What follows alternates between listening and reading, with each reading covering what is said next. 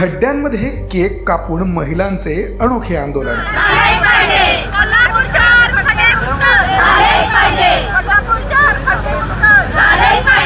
कोल्हापूर शहरातील खड्ड्यांकडे महिलांनी वेधले प्रशासनाचे लक्ष।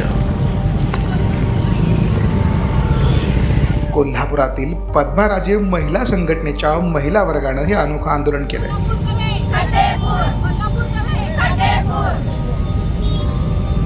आंदोलनाच्या निमित्तानं खड्ड्यांभोवती रांगोळी देखील काढण्यात आली। संभाजीनगर मार्गावर प्रत्येक वाहनधारकाला गुलाब पुष्प देखील देण्यात आलं। खड्डेयुक्त रस्ते दिल्याबद्दल जाहीर आभार मानत प्रशासनाविरुद्ध घोषणाबाजी देखील करण्यात आली। विधानसभा निवडणुकीपर्यंत रस्ते नीट झाले नाहीत तर प्रशासनाला चांगलेच धारेवर धरू असा इशारा देखील यावेळी देण्यात आला। मी सरिता सासने पद्माराजे महिला संघटनेच्या अध्यक्षा। आज माझा वाढदिवस आहे, पण इथं माझे नातेवाईक किंवा मैत्रिणी वगैरे सगळी मित्रमंडळी वगैरे सगळी मला प्रत्येक वेळी शुभेच्छा देण्यासाठी येत असतात।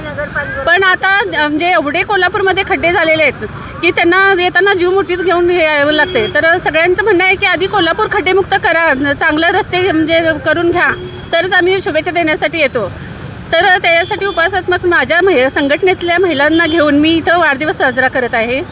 आणि जी काही लोक म्हणजे येतात त्यांना आम्ही गुलाबपुष्प देऊन, कारण ती स्वतःचा जीव मुठीत घेऊन स्वतःच्या पोटा पाण्यासाठी इथे येत असतात, तर त्यांना त्यांचा जीव मुठीत घेऊन ती येत असतात, त्यासाठी आम्ही त्यांना गुलाबपुष्प देऊन त्यांचे स्वागत करणार आहोत। आणि महानगरपालिकेनं 100 कोटी मंजूर केलेले आहेत, तर अजूनही रस्ते देऊ शकलेले नाही महानगरपालिका।